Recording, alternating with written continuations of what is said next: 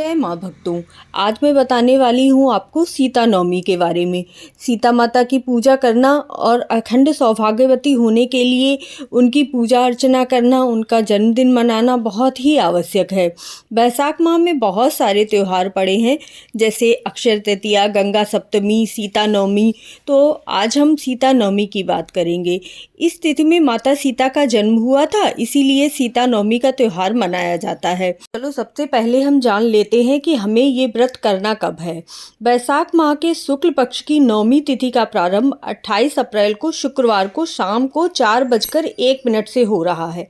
यह तिथि अगले दिन 29 अप्रैल शनिवार शाम 6:02 तक खत्म हो जाएगी। अतः उदया तिथि के अनुसार हम सीता माता का जन्मदिन 29 अप्रैल को ही मनाएंगे, क्योंकि उदय के हिसाब से रखा जाता है, इसीलिए 29 अप्रैल को सीता माता का जन्मदिन पड़ रहा है। अब पूजा करने का शुभ मुहूर्त क्या है? पूजा 29 अप्रैल को 10:19 से प्रारंभ होकर दोपहर 12:50 तक रहेगी। अतः 2 घंटे 37 मिनट का समय बहुत ही शुभ माना गया है पूजा करने के लिए। जान लेते हैं कि आपको पूजा करनी कैसे है। सुबह स्वच्छ कपड़े पहनकर नहा धोकर पूरे घर को गंगा जल से पवित्र कर लीजिए।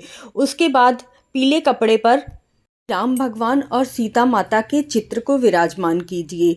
उसके बाद घी का या तिल का दिया जलाकर माता रानी की पूजा कीजिए। अक्षत, नैवेद्य और सबसे ज़्यादा ज़रूरी है सुहाग का सामान, उन्हें ज़रूर ही अर्पित करना है आपको।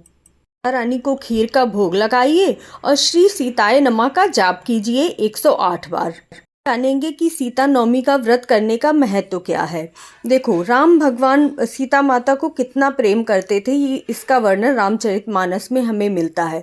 जब सीता माता खो जाती हैं तब उन्हें वन वन ढूंढते घूमते हैं और पक्षियों से खग मृग हे मधुकर सैनी तुम देखी सीता मृगनयनी कर कर के रोते हुए सीता माता को ढूंढ रहे हैं। तो वो कितना प्रेम करते थे सीता माता से कि उनसे ढूंढने के लिए उन्हें लंका तक पहुंच गए और विजयी होकर वहां से लौटे।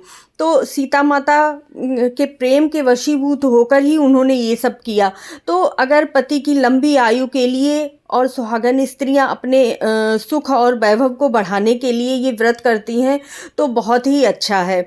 तो इसीलिए सीता माता के अपने सुहाग की लंबी उम्र की कामना करते हुए आपको इस व्रत का प्रारंभ करना है और श्री जानकी रामाभ्याम नमः मंत्र का जाप 108 बार करना है। यदि घर में पैसों की तंगी है तो सीता माता को ही धन की लक्ष्मी भी माना गया है।